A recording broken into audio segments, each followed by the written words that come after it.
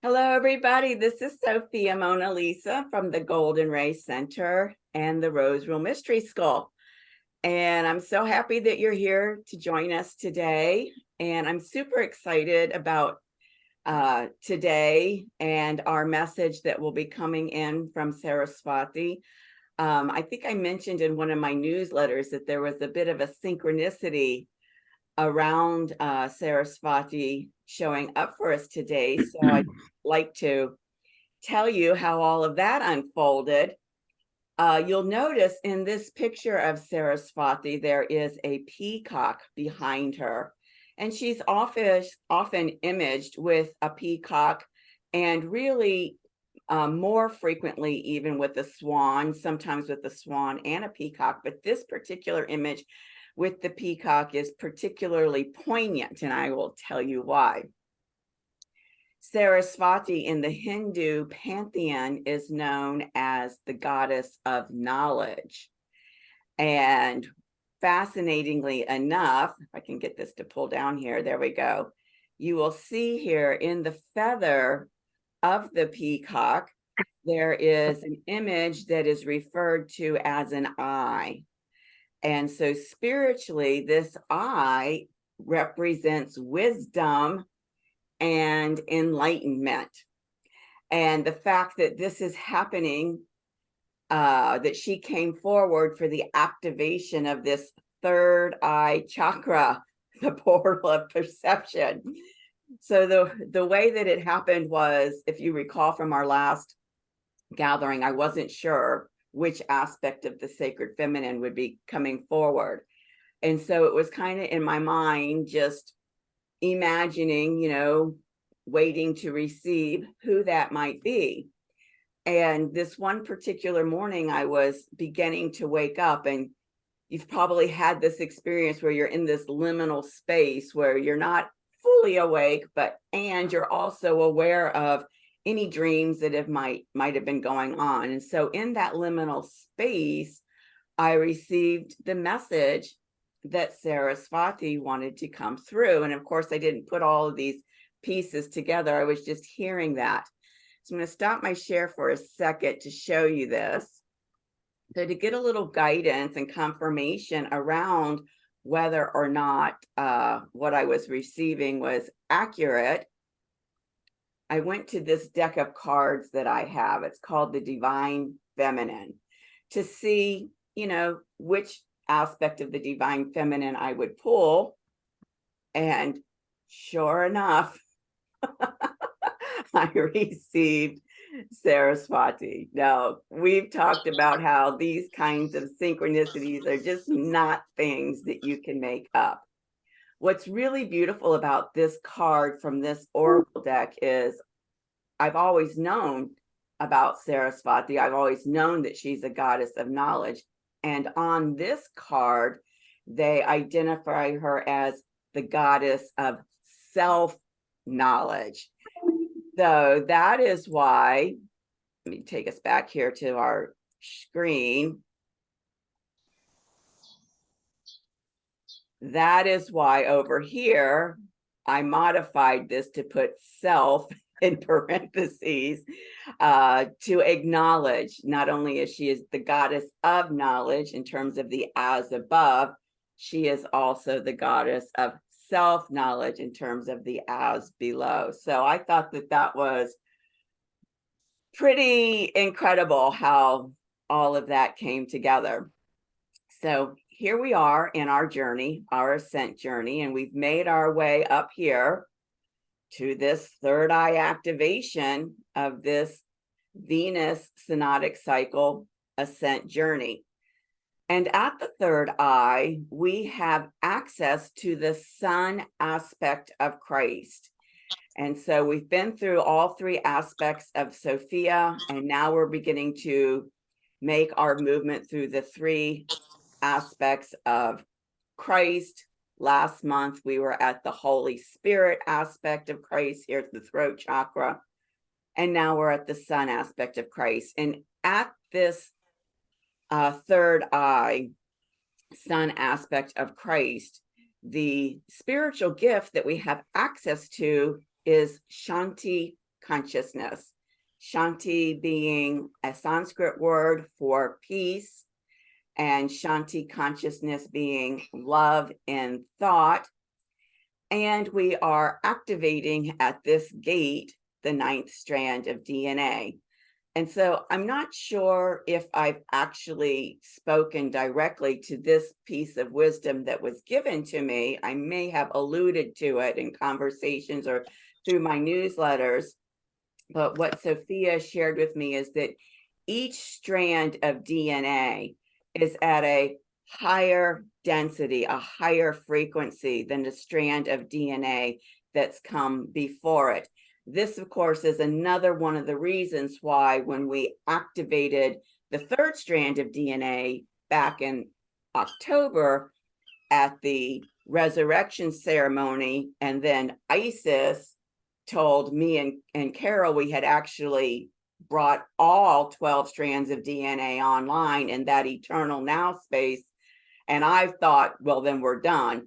That Sophia had to come back to me and say, no, we're not done. We still need you to go through these activations because the physical body, the sacred vessel, requires the space through the linear timeline to be able to integrate and embody the higher and higher frequencies of each strand of DNA. So here we are at the 9th strand of DNA. And I'm going to share with you in a minute another piece of wisdom that came through in the beginning of this DNA activation that I dismissed because my lower mind became engaged and thought, oh no, that's not possible.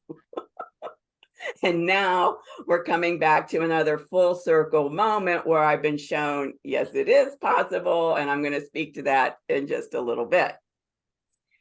So this is the Venus temple for this 9th strand of DNA activation. It's the Venus temple that is near Alexandria, Egypt. So I chose this image of the citadel of Cake Bay. Now, Cake Bay actually is the name of the individual who built this fortress. It's not the name of the water body that it happens to be on. And the Venus temple guardians are the Shikshek, the teachers.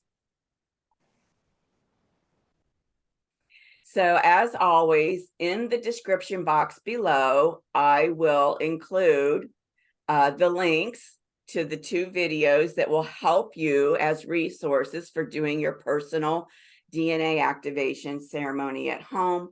And that's the link to the Egypt Venus temple, which will give you the information for how to access that temple. And then the link to the October resurrection ceremony. These are the points in that recording that you'll want to reference in terms of using the quantum crystal technology. This should say 9th strand here. Apologies for not updating that. The script that you can use to activate that 9th strand of DNA.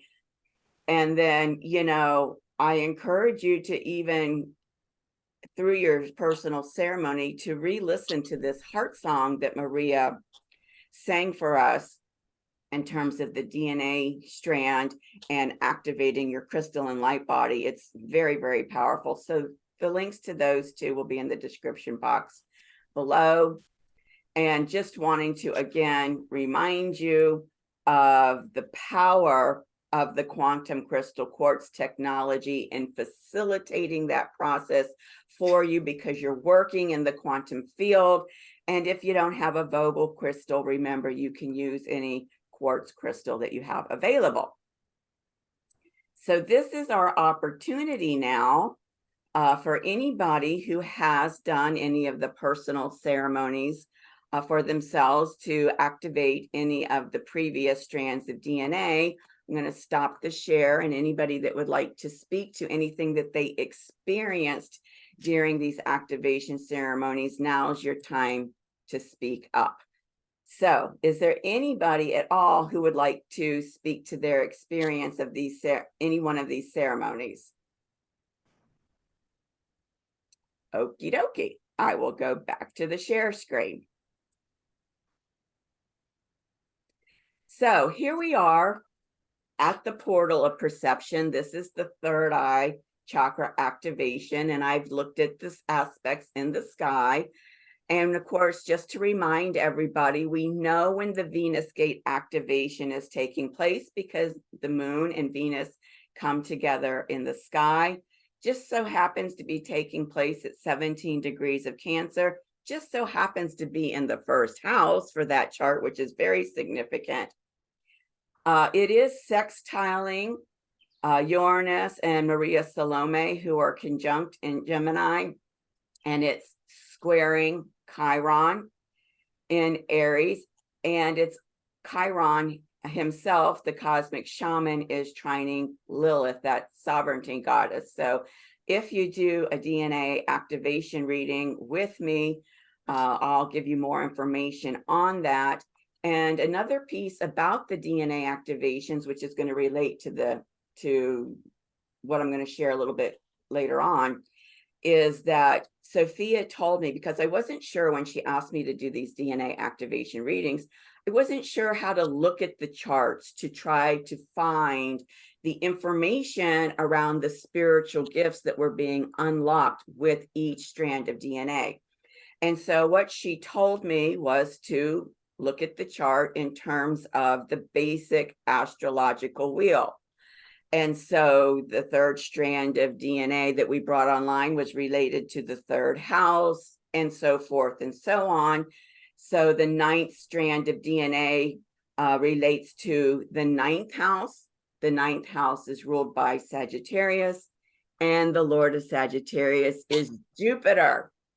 So I look at the aspects in your chart related to Jupiter. And what's fascinating with this particular activation, that in the sky, we've got that T-square between Mars, Pluto, and Jupiter that I've been talking about for about the past 2 weeks. So there is a lot of potency in terms of the spiritual gifts that are being unlocked with this strand of DNA. Now, just in general terms around this gate activation aspect, what that is referring to, and again, remember, it's in the first house.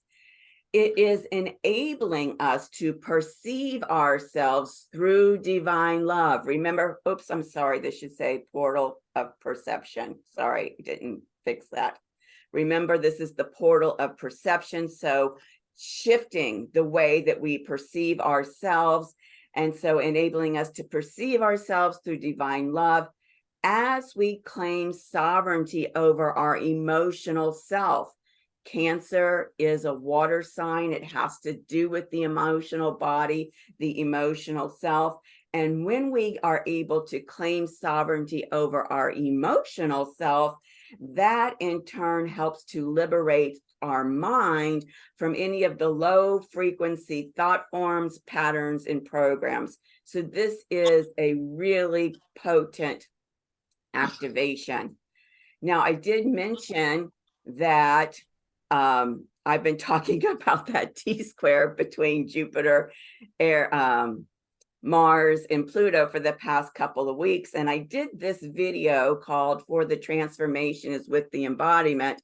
If you haven't watched it yet, I just put it out on Friday. There will be a link in the description below. But the big piece that I speak to in this video is the magic that shows up when I start incorporating Medusa as an archetype, the goddess of valor, and also Pegasus as a constellation. And I describe in there some of the information that I discovered when I began researching Pegasus. So I'm going to stop my share now so that I can show this to you. One of the other things that I discovered when I was doing my research of Pegasus is I found this set. Oops, somehow I've lost myself. There you go. This set, it's called The Lost Zodiac, and it talks about 22 ancient star signs. This was put together by Catherine Tennant. this book is in it. And of course, she talks about Pegasus in it. With this book, you get to have, you open this box, a map of the northern and southern hemisphere, and you get to have 22 cards related to each of the lost signs. So this ties back to what I referred to earlier, that I received a piece of information about the DNA activations that I dismissed because I thought, oh, I'm just making that up. And I know that we all do that when we're receiving guidance from time to time. So when I received this book and the cards, and I noticed specifically that it's 22 ancient signs, immediately I was brought back to the wisdom that was given to me, that there are actually 33 strands of DNA. And the reason it was brought back to me is because, remember, Sophia said, look at each of the houses in the astrological chart. Well, there's 12 houses. We're talking about 12 strands of DNA. Well, if you include these 22, these 22 signs, 22 plus 12 is 33. 33 strands of DNA. And so I am super excited about this information, about these lost ancient zodiacal signs. I have a feeling, I don't know how yet, that this is going to tie into the next piece of the project, the Galactic New Earth Project, and specifically that Leo royalty goddess. And I know I've been saying, I'm not sure yet what's coming up. I have a very strong feeling that it's going to be related to this. And so what I'd like to do, just for the fun of it, because these ceremonies do get a little heavy, because we're talking about such serious information, is I would like to take a quick moment and tell you, according to this book, which ancient sign you were born under. So does that sound like fun for everybody? I'm getting all these thumbs up. I'm so excited. Let me tell you that myself and Susan Swayze, who is not here, but is normally here, and Maureen Paxton, who's not here, but is normally here, the three of us are born under the sign of Lyra. It's the Lyre of Orpheus, which is the Lyran constellation. So I'm going to just start from how I see you up here. All I need is your month and date of birth. I know I've read for a lot of you, but I don't keep that information in my head. So Gina, if you can unmute yourself and tell me the month and date of your birth, I can tell you the sign. Okay, so you don't need to know the year. Okay. No. July 27. July 27th, you were born under the constellation of the dragon. I knew that. And what I'll do, if it's okay with you, is I'll take snapshots of the pages in this book and email them to you so that you can get the information about your ancient constellation. Is that okay? Yeah, that's fine. Thank you. Okay, excellent. Full colon Elizabeth hyphen Mary colon Cauldron. I don't think I have your email address, so maybe you can put it in the chat for me, okay? Okay. All right, Rebecca, if you could unmute yourself, month and day of your birth. December 7th. You were born under the sign of, I don't know how to pronounce it, Ophiuchus, Ophiuchus.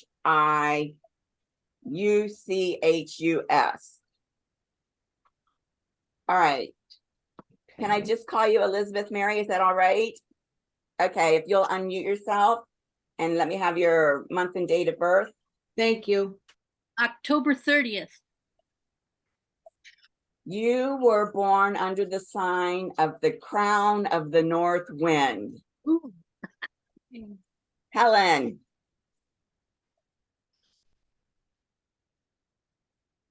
9/28.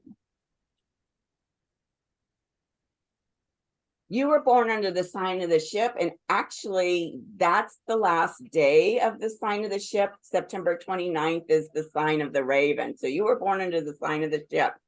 Ship, SHIP. S-H-I-P, yes, like a vessel. How Sign interesting. of grace.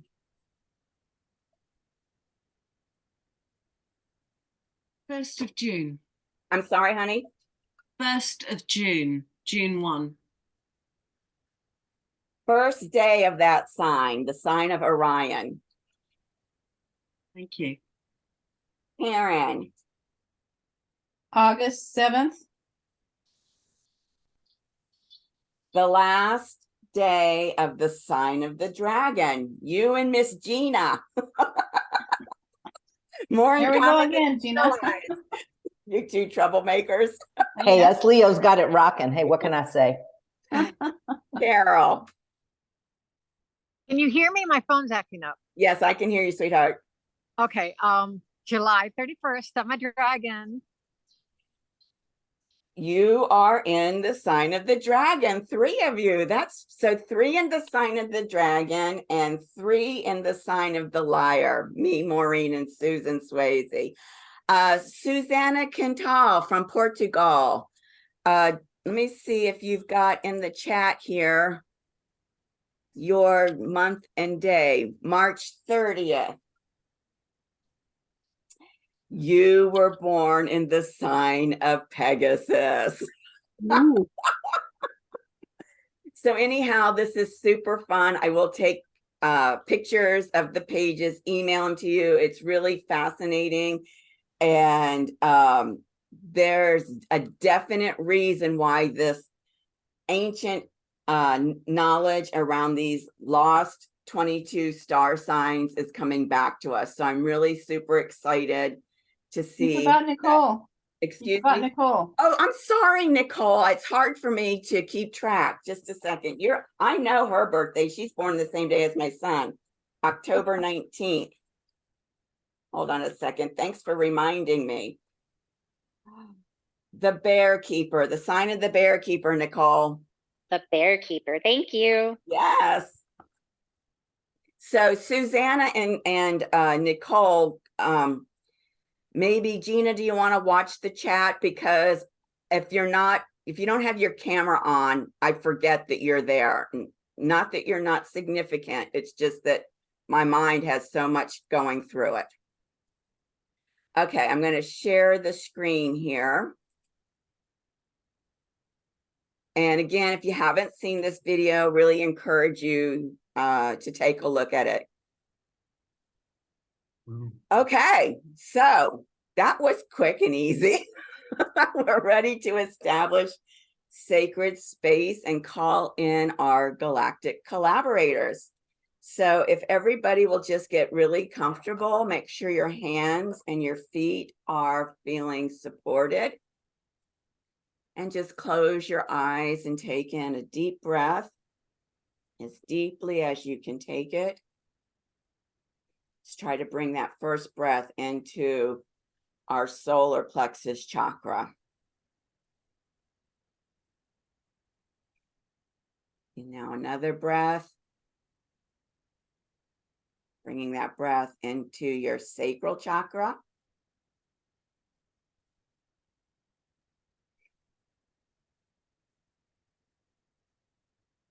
Another big deep breath, bringing that into your root chakra. Feeling that breath expand your pelvic floor, creating lots of yummy space in your pelvic floor.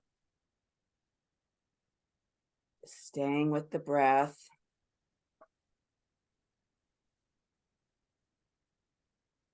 And now we're going to bring the breath into your earth star chakra below your feet.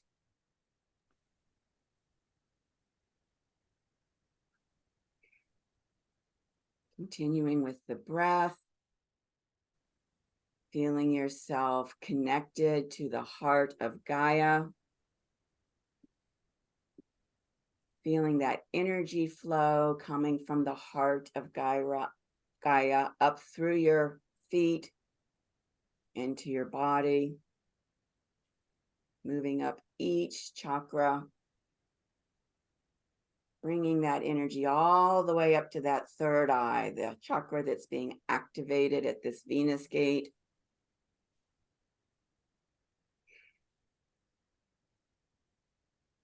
It's really kind of swimming in that earth energy from Gaia. And now allowing it to move upwards through your crown chakra, your soul star chakra, and your stellar gateway. Putting your attention, your awareness on your stellar gateway, feeling it open. And through your stellar gateway, connecting with your divine self, your eternal self. I just want to feel relaxed. And then allowing all of that energy from the truth of who you are flow down in through your stellar gateway, your soul star chakra, your crown chakra, continuing down with each breath, continuing with the inhale, allowing that energy of who you really are in your greatness to flow through your earth star chakra and ground you right back into the heart of Gaia.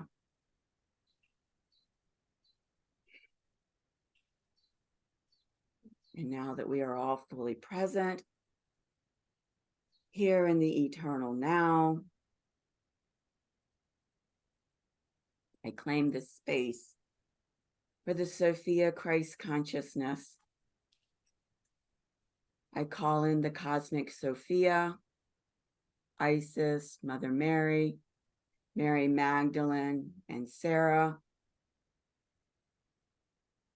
I call in the cosmic Christ, Osiris, Joseph, and Yeshua.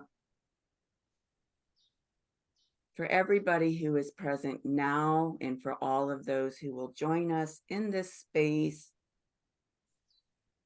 in some point in the linear future timeline, we're all gathered here in the eternal now.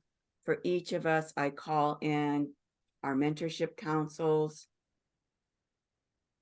our galactic teams, our spirit allies. I call in the Merlin consciousness of alchemy, and I ask that everything that is received through this sacred space be alchemized to the highest frequency that each participant has the capacity to hold within them. And I call on the goddess Diana to put her full armor of spiritual protection and fortification upon us. And I call in the Venus temple guardians from the Venus temple near Alexandria, Egypt, the Shikshak, the teachers. Thank you. Thank you. Thank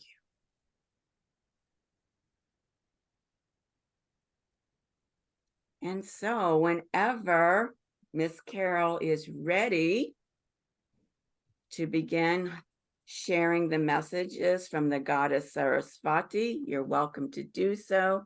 If everybody could mute themselves, I'm going to go ahead and stop the share here to bring Carol forward. And as soon as you speak, Carol, you'll show up here on the screen.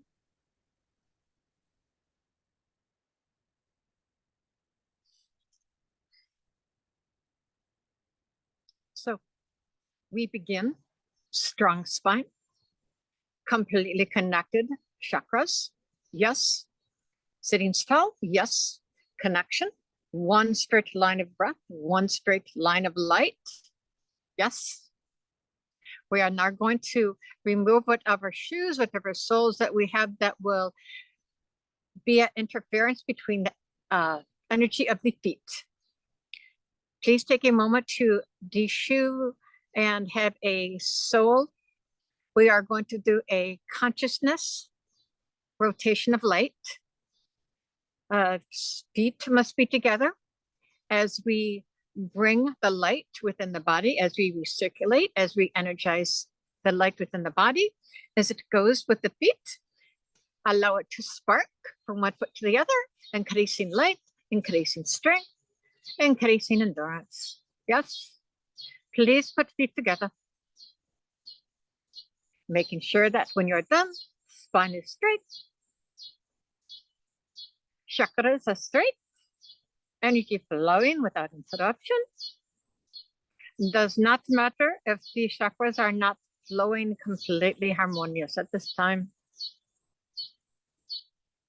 We now circulate the hands. Please do this with the hands, leaving the palms upward for receiving energy. Once you are situated, straight spine, circulating the energy with fingers, circulating the energy with the feet. We now begin. Bringing the light, bringing the God source, bringing the harmonies up through the head. Allow it to flush through, to clear through, down shoulders, out arms, through hands, circulating, sparking, growing. Yes. Once again, bringing the light down to the spine, to the legs, to the feet, where the soles are touching, recirculating the energy. Yes, touching, sparking, encouraging, growing, strengthening, clarifying. Yes. Again, bringing in the light, the source energy, through the top of the head, allowing it to flow down the arms, through the fingers, sparking through the light, allowing it to flow down to the legs, to where the feet are connected, allowing the spark to increase the light, the source, the strength. Sitting tall, allowing the light, free channel between the top and the bottom. Assume this position, knowing that the light comes in, goes to the arms, recirculates, sparks, strengthens at the fingers, goes down to the feet, sparks, strengthens at the sole of the feet. This is the energy circulation, allowing it to spark, allowing it to heal, allowing it to clarify. Sit in this position. Now, the next part, besides always taking time, always 5 minutes, 10 minutes, always, every day, you must clarify, strengthen spine. Yes, you must recirculate the energy. You must put feet together, recirculate, certify, clarify the energy. Yes, yes.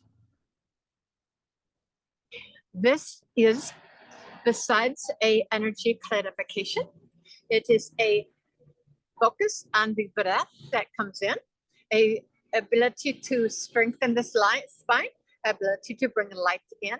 This is a multidimensional practice. Yes.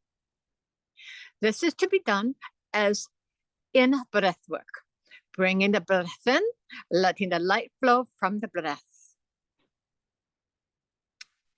And so, sit as long as you're comfortable. If you are done, you are done. Please keeping the spine straight. Please keeping the light flowing up and down the spine. Yes. The next part of this consciousness bringing forth support is allowing and using the tools that I favor, that I use, that I find helpful. So, crystals actified, placed in a pattern, something that you like, something that is comfortable for you. I prefer activating the crystals in a pattern, bringing forth the light activation. Be playful with the crystals. The crystals help amplify the light, the frequency that you bring forth. Crystals are a very good tool for amplification, for clarification. The next tool that I use, that you may use also, are sacred word. Does not have to be Bhagavad Gita, does not have to be scriptures. It is a sacred word of encouragement that rings true to your essence. Yes, yes. Words that are sacred to your heart, to your essence, are words that are sacred. Find sacred words for you, putting them on walls where you see them, reminding of sacred words. This is a tool of using words in a sacred way to once again bring forth, remind who you are. The other one is sacred music. It does not have to be sitar. No, it can be whatever music inspires, strengthens you. Bringing forth the music that comes, that strengthens, that touches your essence is a tool.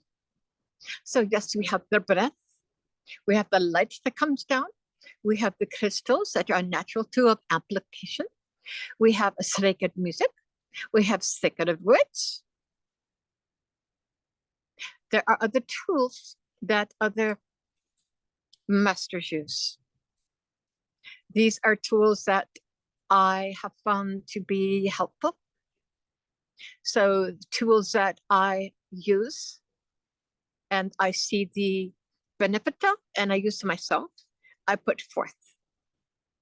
The most important thing for me to express to you is taking time to allow the spine to straighten, to allow the light to come in through the straightened spine, to allow the breath to flow as well as you can through the spine, through the chakras, clearly strengthening.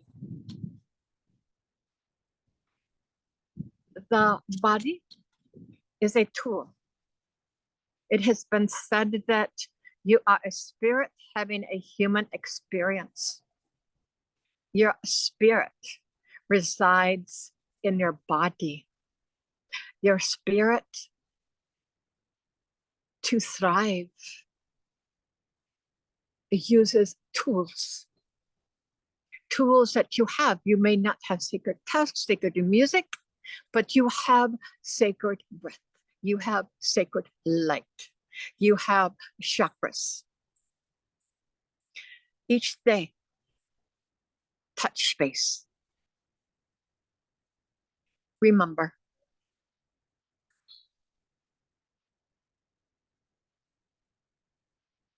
So, once again,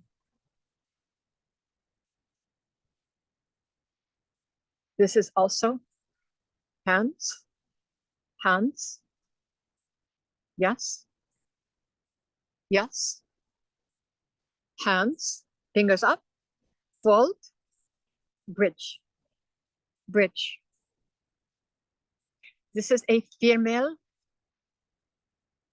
symbol of hand holding. Let us take a moment to hold the hands. It is another way of circling. But this is a female orientated position. The other is neutral. This position is for females.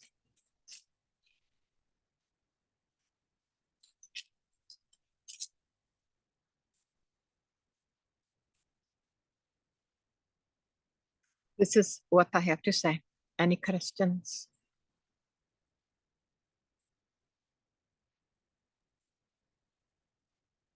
So if anybody has any questions for Saraswati, please just go ahead and unmute yourself and ask her those questions now. Thank you.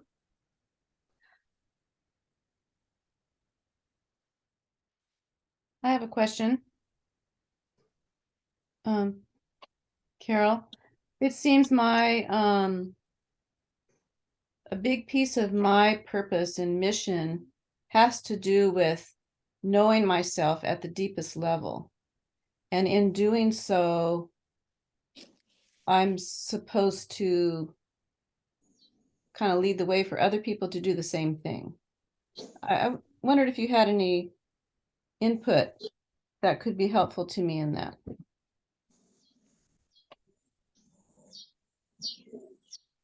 We will speak on a spiritual level.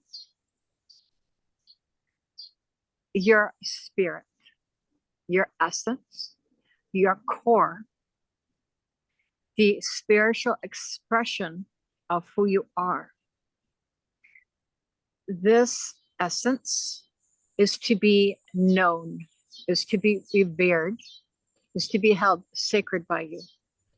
The more time you invest in reconnecting with your God spark, the part of you that represents God, the part of you that represents light embodiment on earth, not your body, not your face, your God source. This knowledge is what you came here for. The knowledge of yourself as a creator, the knowledge yourself as a light being, the knowledge of yourself as a God source, giving both male, female energy, whole balance. This is not a thing to be done in one day. The balance, the putting together the male and female divine, the knowledge of who you are in a sacred sense, like any instrument, like a flute. It must be sought after. It must be genuinely sought after daily. Spend time developing that relationship with the God source creator that you are. And as you spend more time remembering, connecting, knowing this light,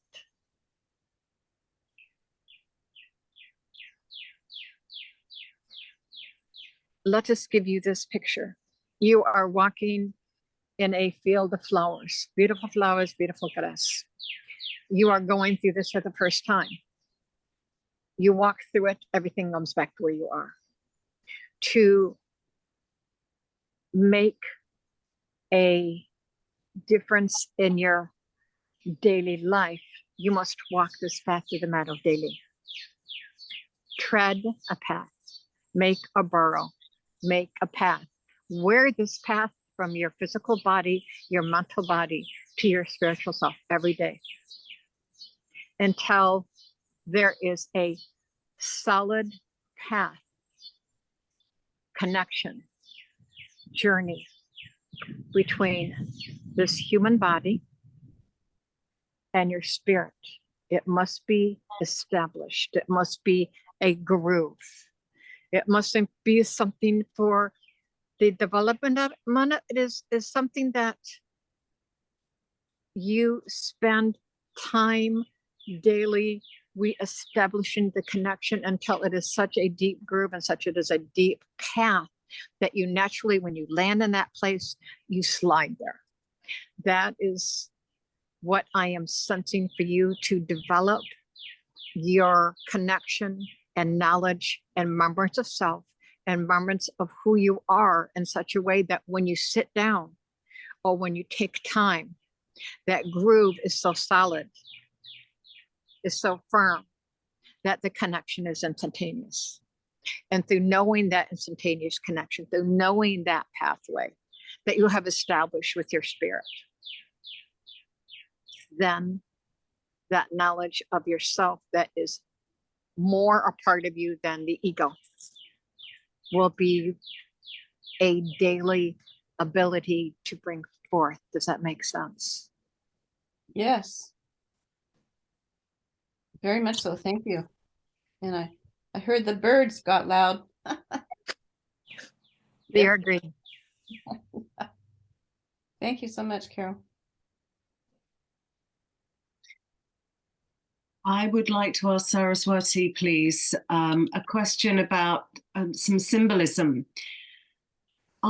Literally, as I was trying to come on this call, there were a flock of magpies descended on my lawn. They killed one baby magpie. And as I walked out onto the garden, there was one baby magpie just still left alive, which is now sitting in my kitchen receiving some healing. Clearly the timing of it was significant, as I was just about to come on the call. So I wondered if you would be kind enough to help me understand what the message is for me, please. So part of our contract, part of our coming forth is to always speak honestly. There were times in past lives, we will say you are a wise woman that dealt with death,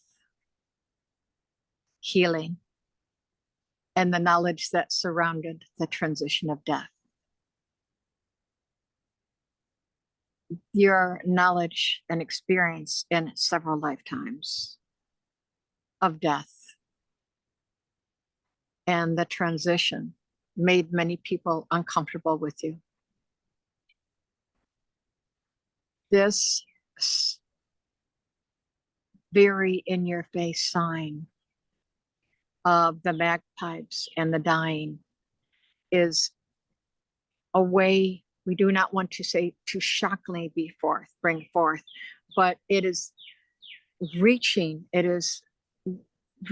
toward that part of you that knows the transition, that knows the process of death, rebirth. And she is saying the valley betwixt and between. You have, as a wise woman, walked, and she says it is not the valley of death, it is the valley of betwixt and between. There is life, there is death, there is the valley betwixt and between, which birds, animal, people, they may die, go to the other side, they may begin to cross over. This will sound maybe foreign to you, but in the valley betwixt and between is where you did your work, is where you did your healing. So the animals in their way, the birds in their way, are calling you back to the gifts that you had. For as the chaos ensues and people lose their sanity, there will be people who go into the valley, the meadow betwixt and the between, and get lost.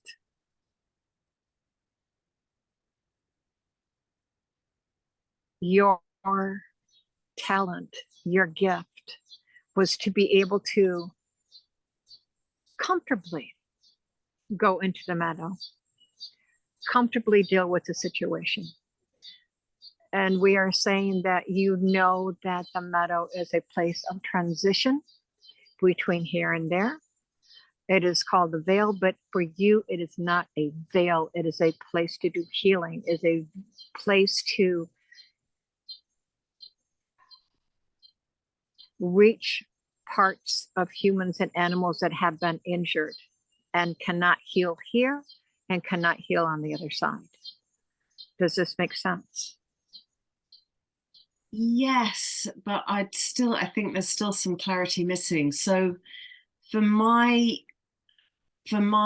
service work as I move forward, am I to understand that I will be working with those who are caught between the two worlds and need to heal before they transition or as they transition?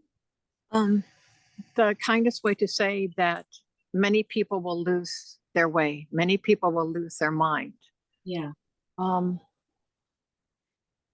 And go into like a catatonic or a coma state because they cannot deal with the chaos. So your gift is not to help them heal before they go onward. Your gift is why they are here and they are such a chaos or they are such wounded. And she is saying there's been movies made on this. people that see that space that is neither here nor there, that go and heal. And at some point you might heal and let them go, but she is saying for you to heal and allow them to come back in the body and resolve to a small extent what sent them there. Otherwise they won't have to come back and deal with the issue that sent them, that chaos. Okay. So you would go there and help them and heal them and bring them back to this side so that they would not leave and have to a karmic duty, a karmic repercussion to come back and deal with that trauma. So it's a physical completion of what they're here to do before they then choose to transition maybe to a later stage.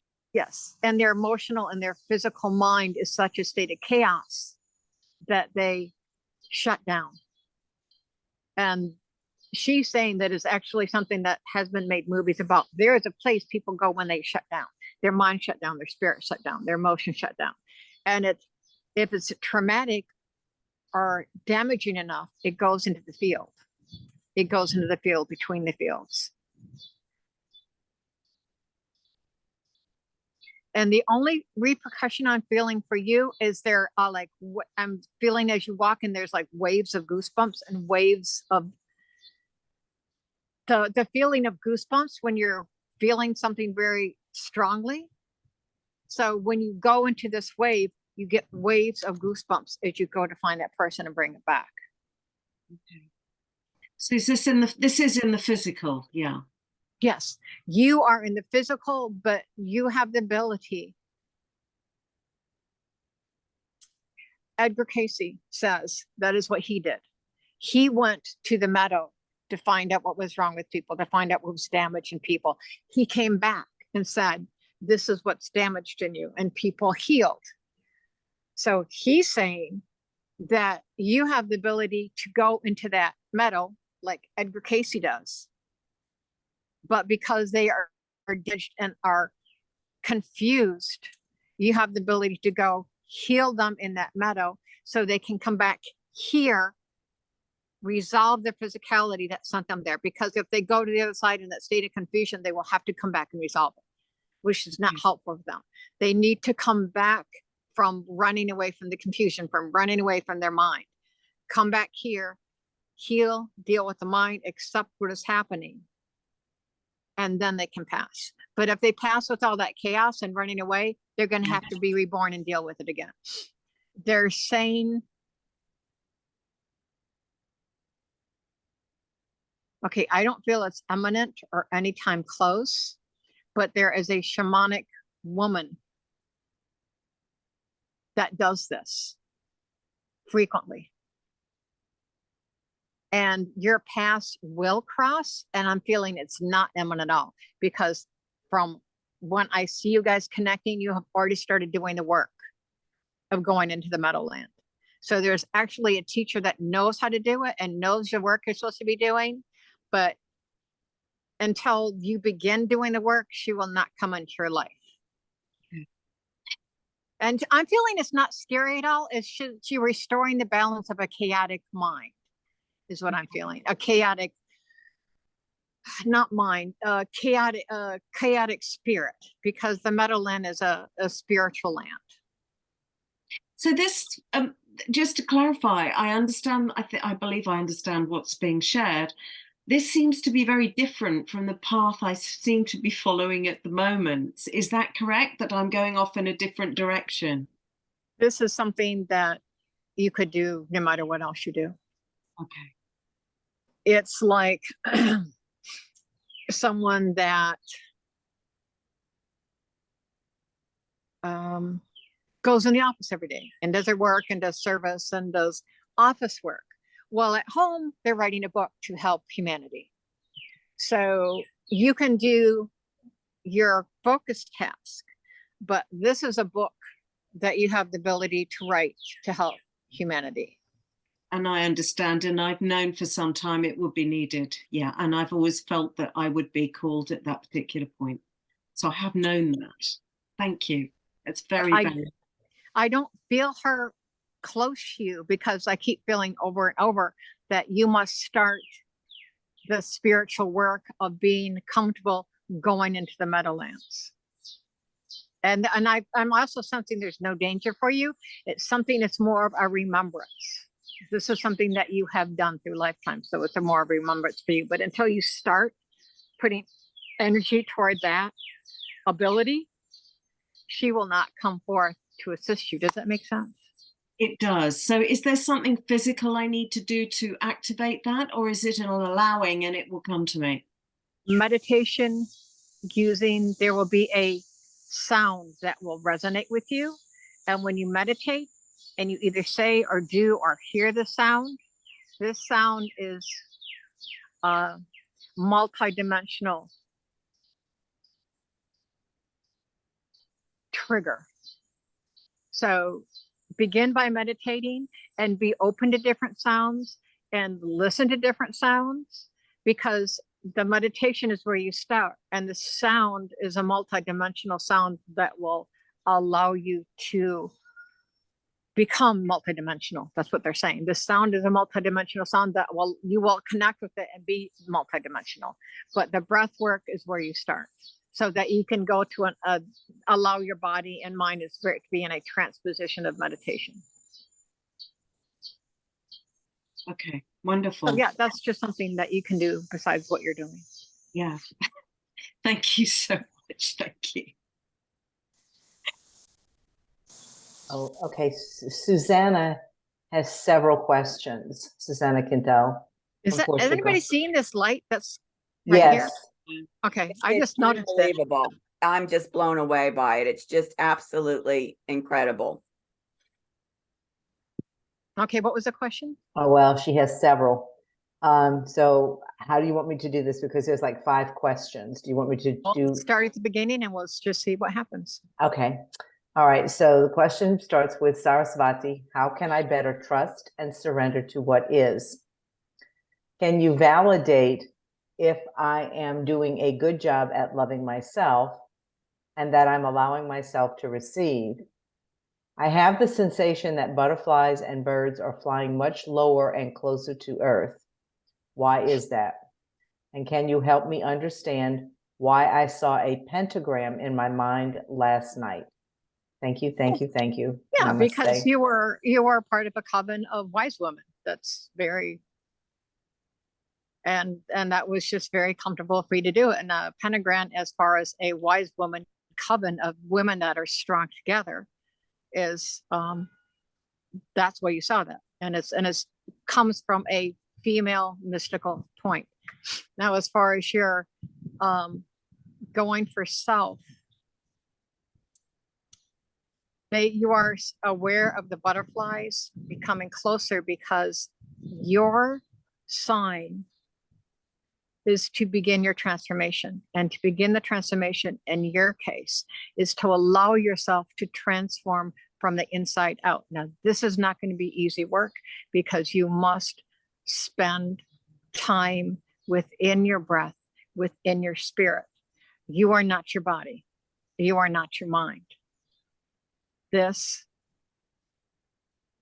non-physical essence remembrance will be every day.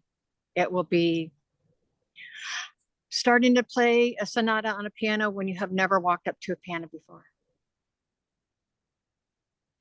It is something that will take daily effort. Yes, you are beginning the transformation, but it is something that must be attended to daily. So yes, you are going through transformation. Yes, it is something of remembering and going through a process and a journey, but it is something that you must do every day to begin the transformation process. And yeah, you know, and I'm not feeling, which I'm feeling wise woman. Hold on, I'm waiting for a location. Oh, they're not telling me. Okay, so they do not want to have it known where you were, which is okay.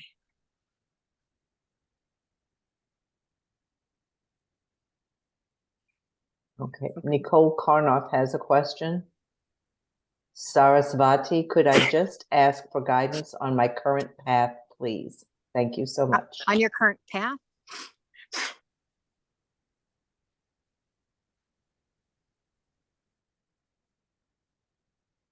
As part of our invocation to come forth on this earth, your path is directly going to change. As people come into conflict, as people come into chaos, the path that you're walking now, you will stop and you will see a way of being that you had not even considered up until now. And the reason you are not seeing it, you're not feeling it, you are not existing in it, is because your reason for being here is to help the chaos, is to help the imbalance, is to help the healing. So spiritual practice of service, speaking the truth, being in the heart space is good. But the reason that you are here is to help the world when it becomes unbalanced. That is why you are here. So no matter what journey you are on, everything will change for you when the chaos erupts. Then it will be like a light bulb. Well, I'm going to do this. I'm going to do this. I'm going to do this. I'm going to use this. I'm going to become this. So I would say just continue going forward in a spiritual sense, because when you are needed, and they're saying when you are activated, everything will change. Thank you so much. Yeah, because I'm in the healing arts right now, but I feel like there's changes coming and I just don't know. Yeah.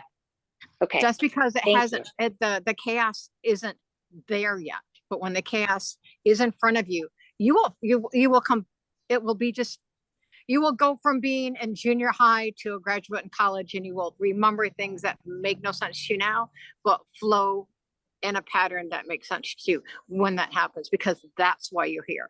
You're here to help the chaos.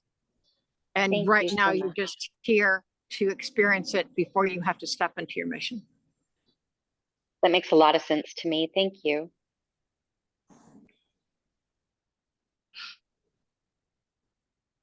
Hi, Carol, it's Rebecca. Mhm.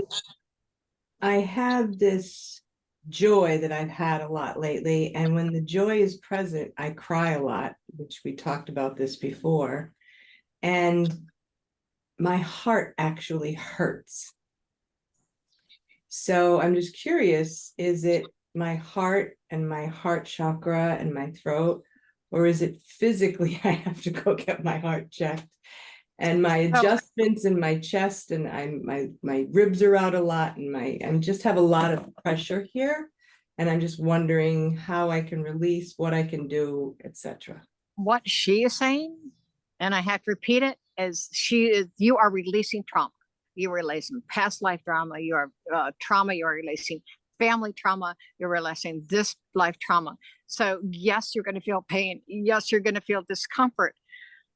The most important thing that she's saying to you is do not hold back. Find a space where you can just sob, where you can just release.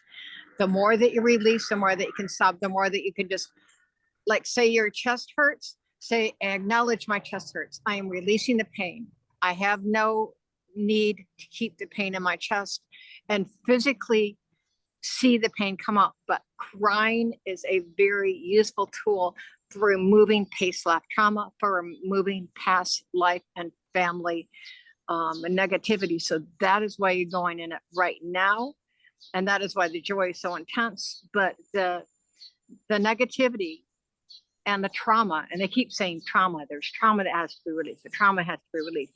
Crying is what is releasing the trauma. And yes, it's going to be painful, but she's saying, focus on the chest, say, I do not need, and she says 3 times, I do not need this pain, I release this pain, I do not need this pain, release this pain. But she's saying, find a place where you can sob, and just curl in a ball and just cry and cry and cry. But that is the process you are going through, is trauma release. Thank you so much.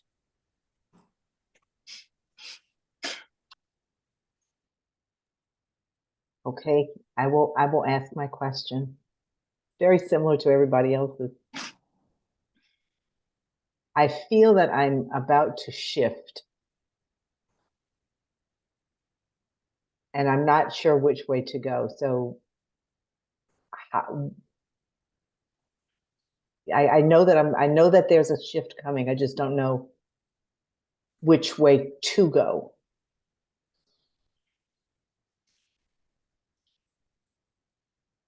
Okay, so they're showing me something different for you. Is it possible for you to be barefoot anywhere at night, to let your feet touch the ground at night? You're muted. Yeah, I'm barefoot now. Okay, so what they're showing me, there are more than one for this. There's a small tribe. They want you to go out where you feel comfortable at night, where you can see the stars, you can see the light.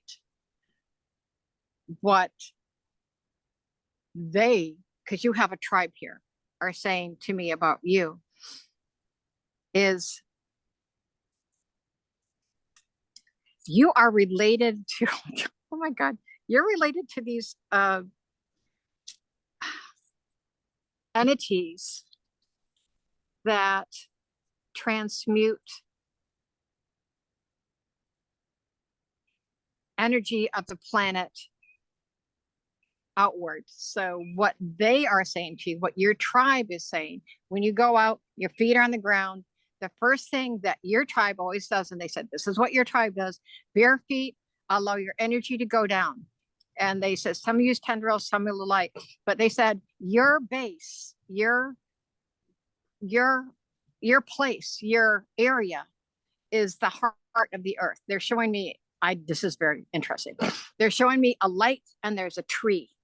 There's a light in the middle of the earth and there's a tree. There's a tree of knowledge, there's light. And your tribe puts your energy down into the center of the earth, where they say where Gaia's heart, where the tree of knowledge is. So you put your connection, your light, connect to the heart of Gaia, to the tree of knowledge. And when you connect to the knowledge and the tree of life, they're saying, allow yourself to remember the vibration of Gaia's heart, because this is part of what you bring out, the vibration of the tree of knowledge, because the tree of knowledge works in conjunction with Gaia's heart. So remember as much as you can be in the moment of Gaia's heart and the tree of knowledge assisting Gaia's heart and extending that forward. So you're going to connect to the energy, bring it back up to you.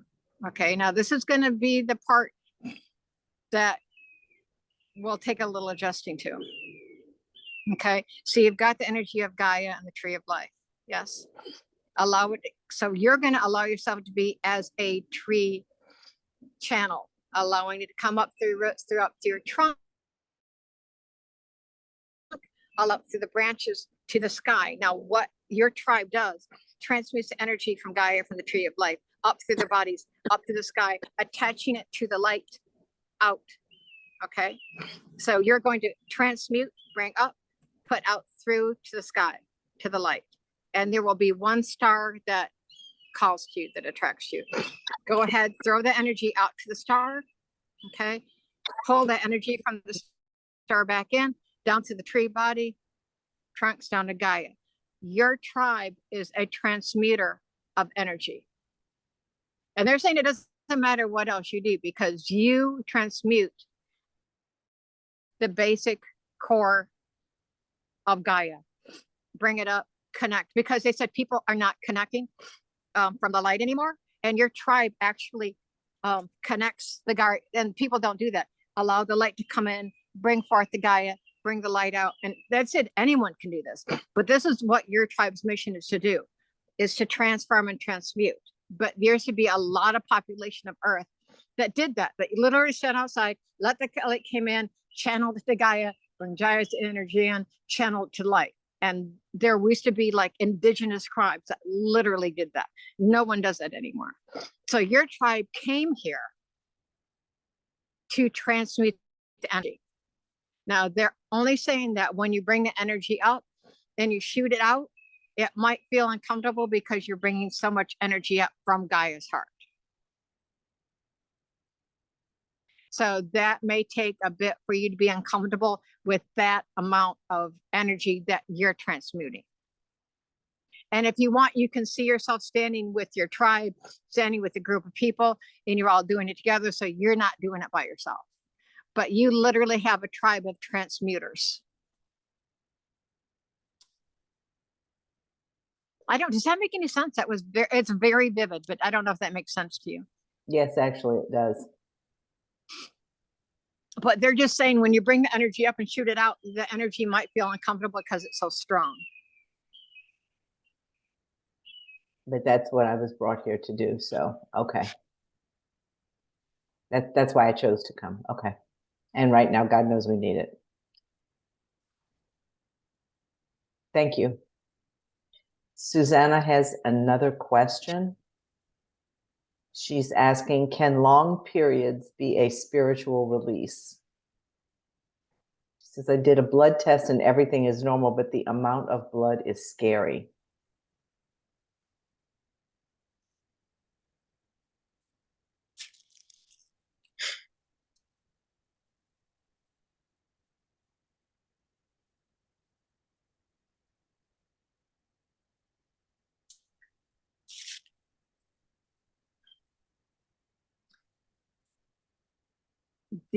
She is saying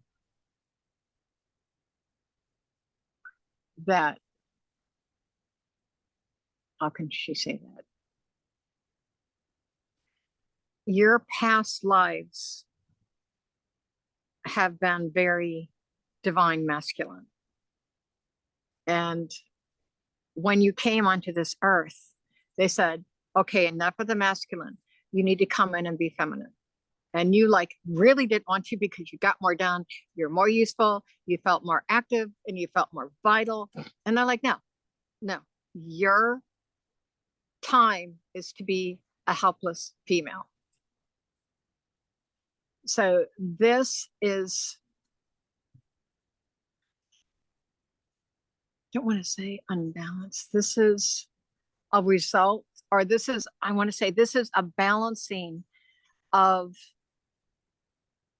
the female energy that is not happy with being female because there was much more activity and strength being a male. And so this is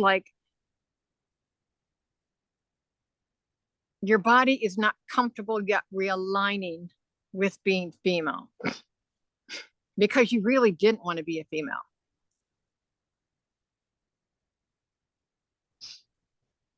So this is more an attunement, and they're saying a recalibration. They're saying this is a recalibration issue. And what they would suggest, since it's a calibration issue, is if there's any holistic doctors that you could see, because they said there's nothing wrong with you, but it's a calibration of your system. Does that make any sense? The whole past lives and where you're not, because they're very clear about that. So I don't know if that made sense to her. Yes, she says yes. So it makes sense the to next me. step would be finding a holistic doctor that can recalibrate and help her attune. Thank you. Elizabeth Mary, I wanted to offer you an opportunity if you have a question to come forward. And then Helen, if she has a question, maybe after Elizabeth Mary. Thank you. Saraswati, I would like to know if I have any psychic abilities I would be beneficial for me to develop, or any clairs. And also I see the numbers all the time with a 1 and a 1 and a number in the middle, like 151, 191. And I've been having that for a year. Does that have any significance? Oh, well, yes, it's letting you know your guides and angels are with you. Yes. What she's saying, and I repeat what she says, is you are Pleiadian. And as a Pleiadian, you really didn't want to come, but you told them that you would come because you thought it would be a really good growth experience. So your gifts as a Pleiadian are not human gifts. They're saying, she's saying there's more than one. Oh. Do you notice that the sky are different colors of blue above your house? It seems to be different. Like you'll be out and you'll notice, oh, that's a different color blue. You ever notice that the sky's different? You can unmute. It's more when I go to other places, the sky looks different blues. Okay, so they want you to pay attention to that because the different blues that are striking are your Pleiadian ships that are around you. She wants you to look a little more into the Pleiadian history and culture, because she's saying again, your gifts are not human gifts. Your gifts are Pleiadian gifts. And you came here as a Pleiadian in a human body to assist with the transcendence. She's saying transcendence. Part of the help for you would be, oh, okay, would be to get at one point of the day that you felt comfortable with it. You won't be bothered. It only has to be 5 minutes. Is to get paper and begin to notebook and, you know, put for anything else. I am protected of all protections around me. Only the highest and best truth come forth. So you only put that down. And then you start writing to your Pleiadian race, to your Pleiadian family, and write to them, but always make sure you put that little protection thing there and spend just a couple minutes every day. And sometimes at the beginning, it might not come flowing because you're establishing the connection with them, but do that every day. And you will have a connection with them, and you will be actually getting your questions answered. You'll be getting, this is what your gifts are. This is what you want you to do. And you will feel more comfortable seeing the blue in the sky. So for them and for you, writing is a good for they contact you. And they said, always put the protection before you start, right?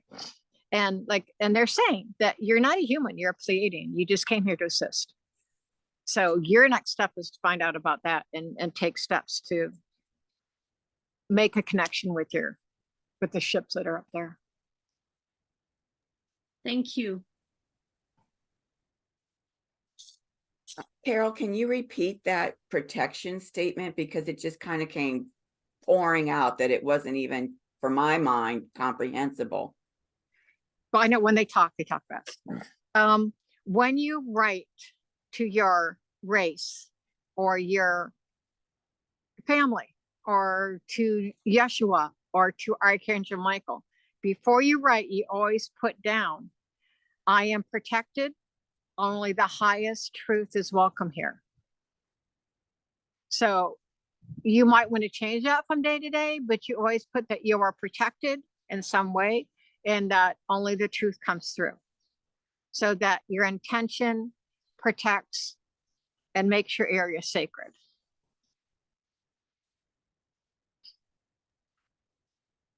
Thank you for repeating that. I appreciate it.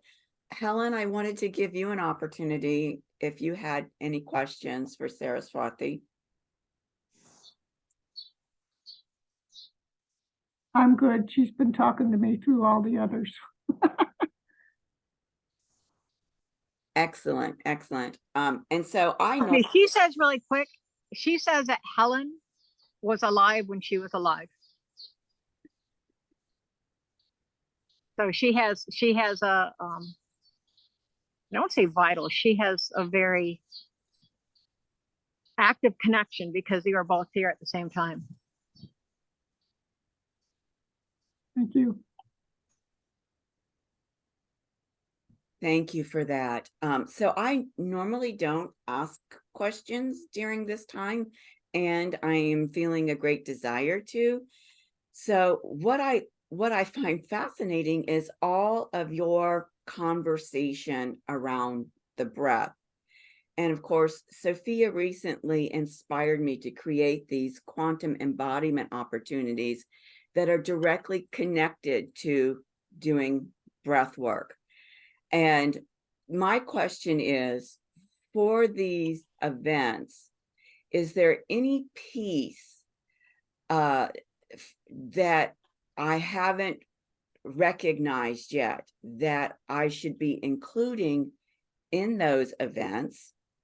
That's my first question. My second question is particularly to the August event, where we're going to be doing the puja as the metamorphic ceremony for embodying and activating the 12th strand of DNA. You know that I have quite a familiarity with puja. Is there anything specific about that puja ceremony that you would desire for me to remember to include? I don't know how you're going to do this, but she is saying that the breath needs to breathe itself. Yes, it does. It absolutely does. That's what happens. He wants that to be part of it. I'm sorry, can you repeat that? He wants that to be part of it. Yes. The assisting people in allowing the breath to breathe itself. That's exactly what this breath style does. So thank you for affirming that. Is there anything else that I should be including in these embodiment opportunities?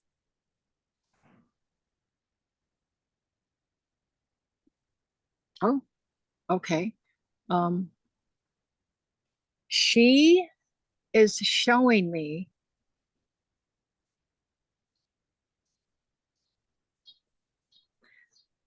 I've never seen this before, so I'm not sure how to relay it.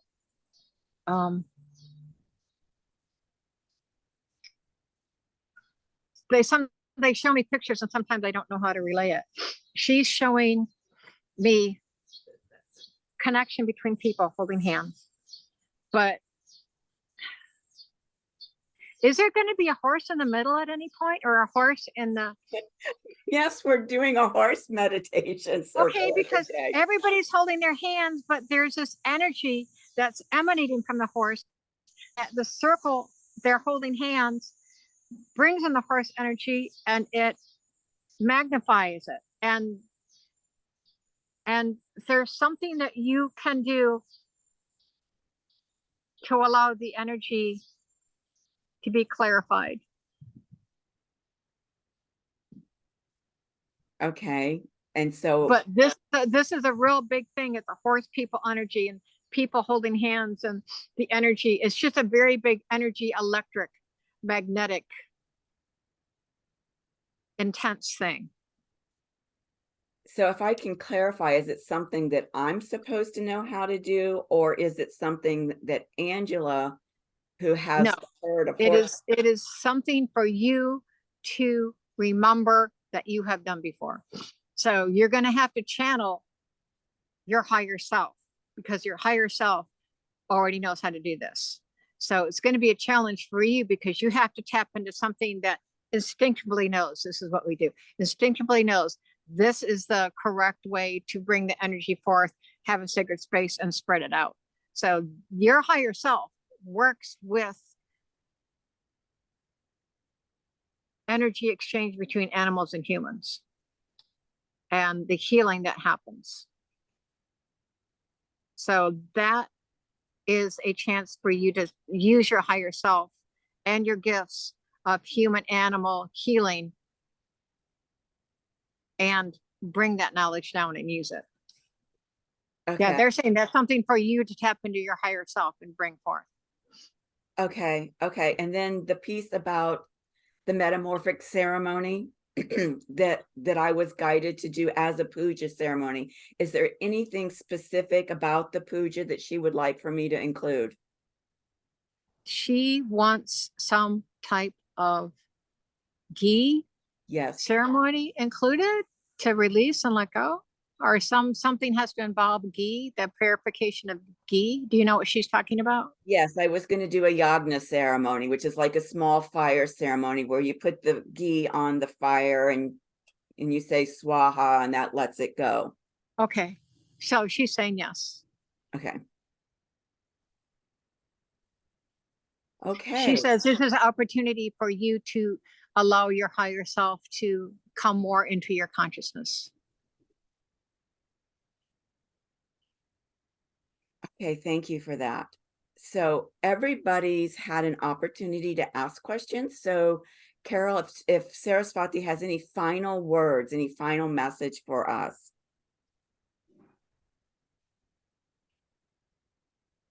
She says, daily balance, breathe, bring forth a light.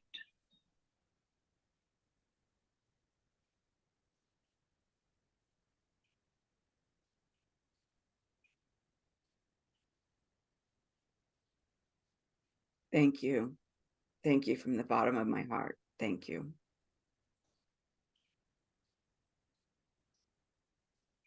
So I'm going to share the screen again. Yeah. And of course, we normally, by the time we get to this point, I'm having challenges with my screen here. We've normally done the sharing circle, and we've normally done the questions and answers.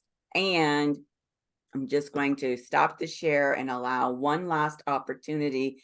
If there's anything coming up within anybody that's desiring to be witnessed, to take this last opportunity to do that.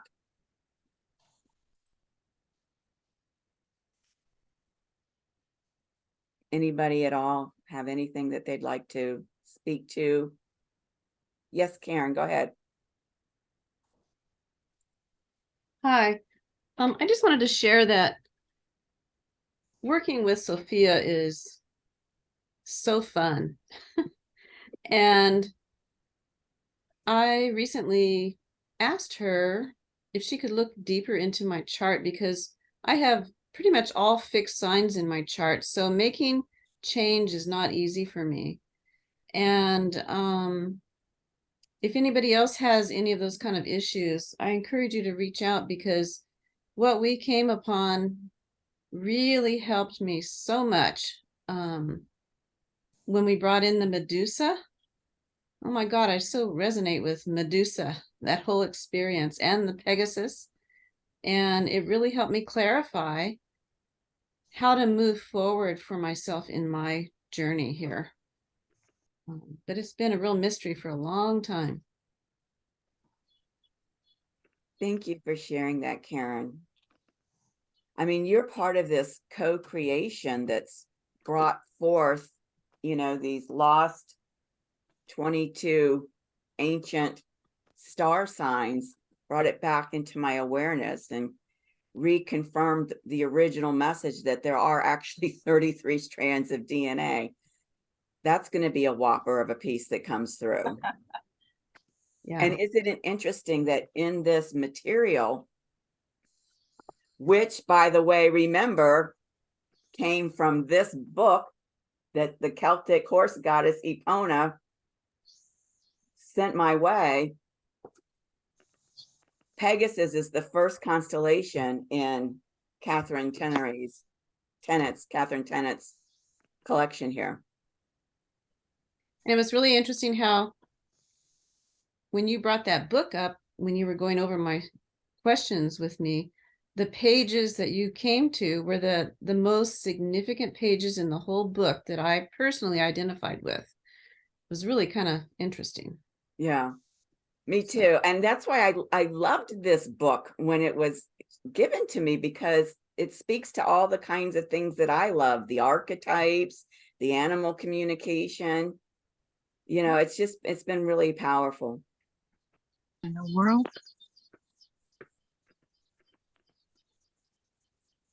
I'm sorry, did somebody say something?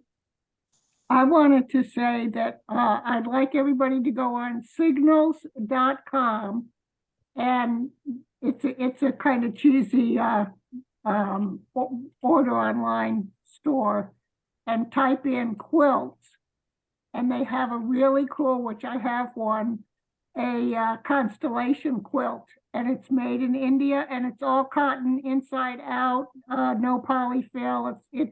It's lovely, and it's really cool.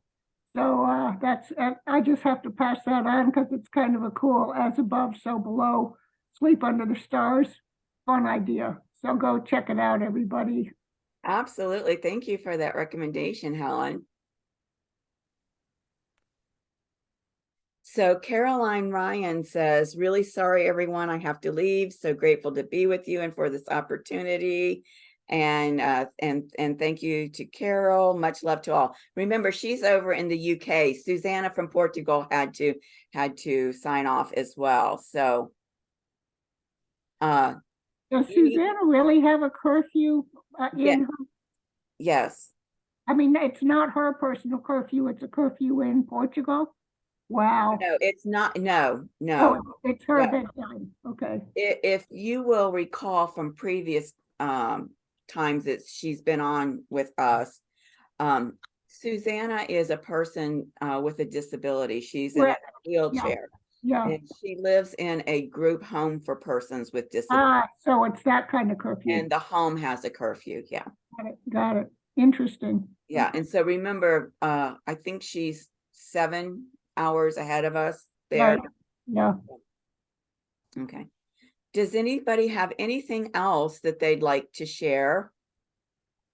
Before I go back to the slides, I'm going to put Elizabeth Mary on the spot because this is your first time joining us. Would you like to speak to how this experience has been for you? Well, the reading from Saraswati is very helpful because I have been feeling so isolated because trying to join with like-minded groups, it's just like I just see all these programs playing out, and so I have to be with myself when I'm really, purging fears about, am I supposed to be someplace, or am I at the right time at the right spot? And it's so much better to surrender, and she's given me some things to do, so that is very helpful. And I'm just so glad I'm here today. Thank you for inviting me. Sure. And you know what's fascinating, that it's just coming into my mind as you're saying that. Normally in my calling in sacred space, I call in our Arcturian and Pleiadian brothers and sisters who are working on this galactic New Earth project. And I went into such a different space that until just now, I didn't realize I hadn't called them in. So the fact that as a Pleiadian, you've come to this group is absolutely like divine. Yeah. A divine appointment, I would say. So I'm at the right place at the right time. Do you have anything to share around that, Carol? I agree. I'm just kind of mellow right now. Thank you for sharing that, Elizabeth Mary. And Nicole, this is your first time with us too. Is there anything you'd like to share about your experience with us? Oh, this is a very powerful experience. I'm glad I was able to join today. I've been wanting to join them for a while.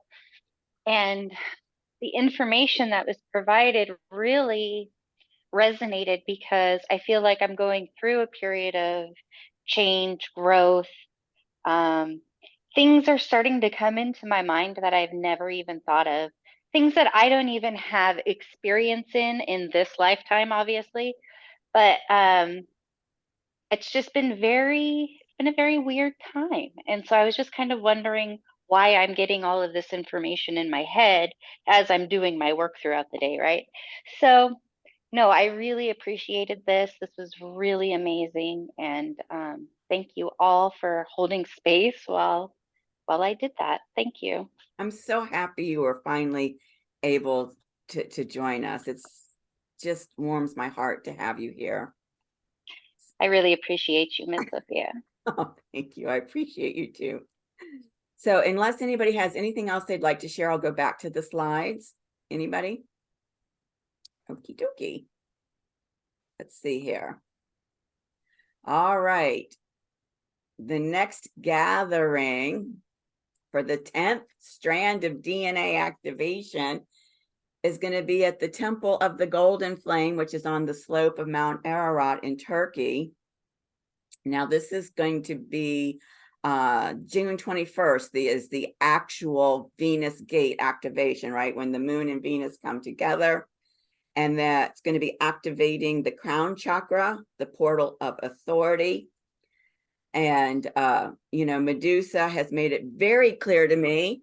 I think I even got like a little bit of a scolding from her that I had kind of moved on without her. And she's ready to stand with the other embodiments of the sacred feminine and share her voice. So hopefully, I haven't checked in with Carol yet. Hopefully she'll be able to bring us a message from Medusa, who is the goddess of valor. We'll be meeting on June 25th for that, again at 3 p.m. Eastern Standard Time. Carol's such a trooper. Whatever I ask her, she just ponies up for.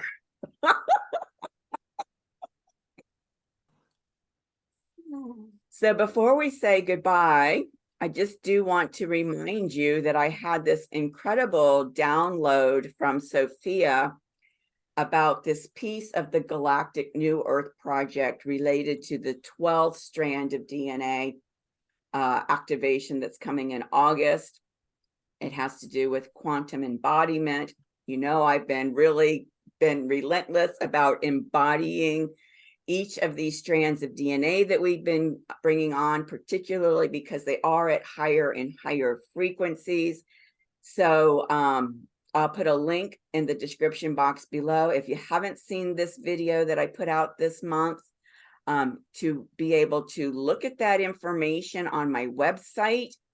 If you go to my website, goldenraycenter.com, just click on the drop-down arrow next to Galactic New Earth Project and click on the quantum embodiment opportunities. There's 3 opportunities. There's 2 weekends in July and the 1 weekend in August. Those are all being held at the Heartland Haven Ranch. We will be with the horses, as Saraswati mentioned. The really big one is this one, the Conscious Equal Partnership with the Leo Royalty Goddess, that is aligned with that metamorphic seed point where the Capricorn Sovereignty Goddess gets transmuted into the Leo Royalty Goddess. That's where that 12th strand of DNA is coming online. It's our first night there. That's when we'll be doing the metamorphic ceremony and the puja around being able to embody those frequencies. So please watch the video. Please go to my website and read about what these opportunities are. I do have payment plans available. If the payment plans don't work for you and you know that you have to be present for this experience, please contact me so that we can work out something that is a win-win solution. Because for me, it's more important that the right people be there and that we take care of any resistance that's coming up that's keeping you from stepping into your greatness. And that happens all the time. I can't get there because I don't have a passport. I can't get there because I don't have a pet sitter. I can't get there because I'm across the world. You know, the resistance shows up in all kinds of a myriad ways. So whatever we can do to help you move through the resistance that may be showing up, I certainly want to facilitate that. So here we are. We're at the end. And I just thank all of you. This is the largest group that we have had come together within this Galactic New Earth Project. It just is incredible. So including me, there were 10 of us. That's just phenomenal. So thank you all for being present, for bringing your light, for bringing your questions and your curiosity to Saraswati. Carol, thank you for sharing your divine gift with us. I mean, it's talk about divine appointments. Carol and I coming together. It was Sophia who said to me, reach out to Carol and ask her to be a co-facilitator. So, okay, ladies, unless anybody has anything else they'd like to say, I will see you next month for that 10th strand of DNA activation.